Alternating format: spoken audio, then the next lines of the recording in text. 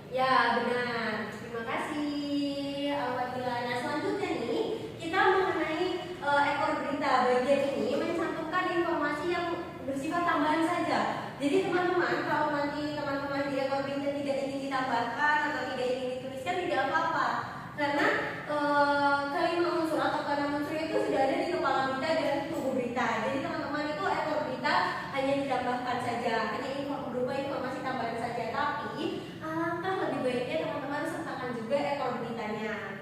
Dapat dipahami? Ibu. Oke, selanjutnya adalah kaidah kebahasaan dari teks berita. Kaidah kebahasaan dari teks berita yang pertama kita bahas dan yang paling penting adalah bahasa baku.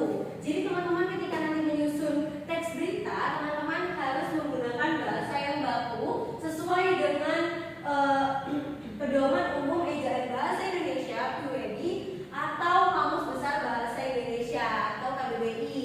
Nah teman-teman, sekarang kita sudah tidak menggunakan PUED lagi, tapi kita sudah menggunakan KBBI. Teman-teman yang menggunakan gawai, saya harap sudah memiliki ya aplikasi KBBI-nya di gawainya masing-masing. Sudah? Ibu. Sudah, bagus. Nah selanjutnya itu ada kata kerja mental. Kata kerja mental atau verba mental adalah kata yang menerangkan tanggapan, perasaan, pemikiran, serta perbuatan yang tidak bisa diamati secara fisik. Nah contohnya itu adalah warga mengkhawatirkan kondisi rumah mereka sehingga tidak ingin berpindah ke pengungsian. Nah di sini teman-teman ada yang bisa kasih tahu kepada teman-teman yang lainnya yang mana nih yang merupakan kata kerja mental. Tadi kayak kata kerja mental apa? Kata kerja mental itu adalah kata yang menerangkan tanggapan atau perasaan yang menggambarkan yang tidak bisa dilihat secara fisik kayak yang mana. Oke, Mama jelas dulu ya teman-teman. Kata mengkhawatirkan Ibu. Ya benar, betul Mama. Nah kata mengkhawatirkan di sini merupakan kata kerja mental karena menjelaskan, menerangkan mengenai tanggapan dan perasaan kita. Dapat dipahami?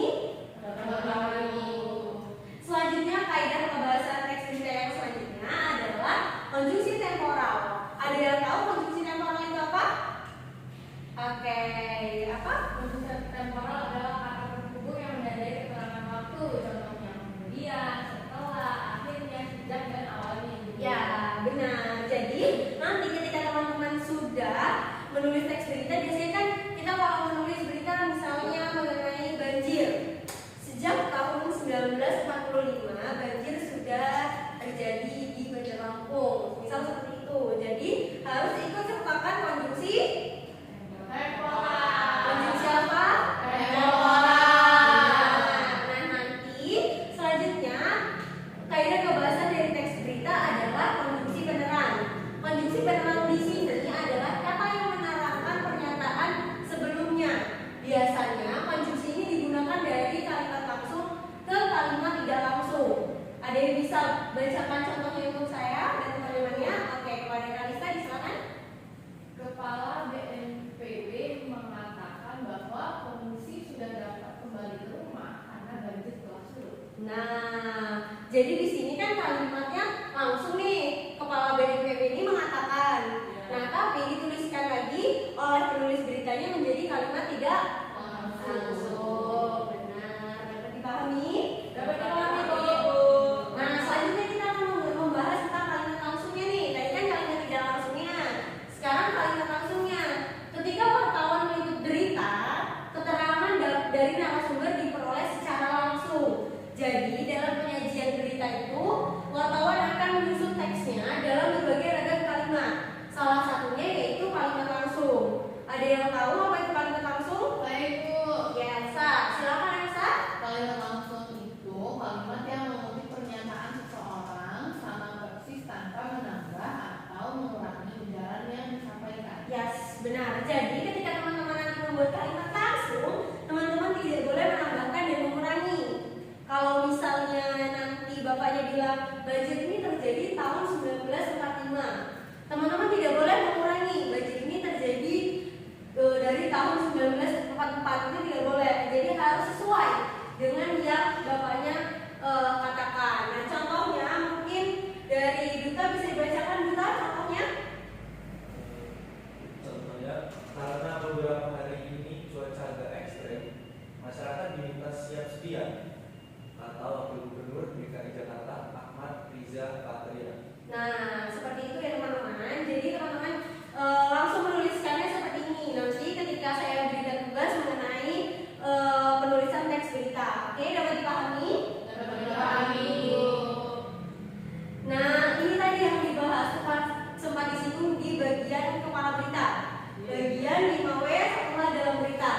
bawah setelah dalam berita itu ada what, who, where, why, go. Nah, yang pertama, what itu apa? Apa yang terjadi pada desa tersebut? Misalnya banjir begitu. Lalu siapa yang terlibat? Siapa yang terlibat itu korbannya siapa? Donaturnya siapa? Yang mengungsi siapa saja? Terus when ini kapan? Kapan peristiwa terjadi? Kapan peristiwa itu terjadi? Misalnya kemarin peristiwa itu terjadi atau sebelumnya atau tahun sebelumnya tidak boleh karena kan tidak aktual ya teman-teman. Lalu untuk where itu di mana peristiwa terjadi? Nah, desa apa? Desanya di mana? Kalian harus terangkan dengan sedetail mungkin. Lalu mengapa peristiwa itu bisa terjadi? Contohnya misalnya banyak warga yang membuang sampah sembarangan, banyak warga yang membuang sampah di bantaran sungai, jadi menyebabkan banjir terjadi. Nah, bagaimana peristiwa itu terjadi itu juga bisa dijelaskan bagaimana peristiwa dari awalnya hingga akhirnya itu bagaimana. Oke, ada yang ingin ditanyakan sampai sini? Tidak, Ibu. Sebelum kita ke penugasan, ada yang ingin ditanyakan sejauh ini atau saya tanya dulu deh, refleksi dari teman-teman dulu kalau nggak, kalau tidak ada yang ditanyakan. Sebelum saya refleksikan ke teman-teman, teman-teman tanya dulu kalau tidak. Iya, Ibu. Ibu. Iya, Nak, boleh. Saya mau pergi ke kamar mandi. Oke, baik, boleh Elsa, silahkan. Saya kira mau jawab kamu Elsa. Boleh Ya, boleh. Teks cerita. Ya. Boleh nggak cerita dulu saya dengan kayak langsung? Misalnya kayak banjir ini dari mana gitu? Ucap siapa gitu? Boleh nggak sih? Kalau misalnya seperti itu boleh, itu kan maksudnya ke kalimat di dalam ya, Kalista. Iya, itu masuk juga ke tadi yang sudah saya jelaskan ke kaidah pembahasan teks berita nih. Kan ada nih konjungsi menerang. Nah, itu biasanya itu kalimat langsung diubah menjadi kalimat tidak langsung. Oh, berarti kalau ada dialog gitu tetap kayak Iya, kalimat tidak langsung. Kecuali ketika kamu menuliskannya seperti yang tadi. Kalau kamu menuliskannya seperti yang tadi nih, karena beberapa hari ini cuaca agak ekstrim, masyarakat diminta siap sedia. Itu kan ada kutipannya. Ini kalimat langsung. Nih ada kutipannya seperti ini. Kata wakil ini kamu tuliskan menjadi kalimat langsung. ya karena kan ini menceritakan gitu. Iya. Kalau itu kita lagi apa kayak di lokasi gitu, yang lagi tidak langsung. Justru kalimat yang langsung ini yang menceritakan. Oh, kalau tidak langsung, Nah, kalimat tidak langsung itu misalnya nih, Kalista kan habis wawancara. Ya. Nah, nanti Kalista ini nulis tuh beritanya. Nah, yang Kalista wawancara itu, Kalista tulis di teks berita itu. ya. Begitu. Dapat dipahami? Oh, iya, dipahami, Ibu. Ya, dapat dipahami. Lagi. Yang lainnya ada yang ingin ditanyakan lagi? Ya, boleh kan? Kalau dari konjungsi temporal itu kalimatnya bagaimana ya, Ibu? Oh, oke. Untuk konjungsi temporal ini kan kita menerangkan waktu ya. Jadi kemudian setelah akhirnya sejak awalnya. Jadi misalnya nih, Intan menulis di desa Kampung Baru Bumi Mati 1 telah terjadi banjir sejak tahun. Nah, begitu Intan. Jadi Intan bisa mulai nih wawancaranya itu dari mulai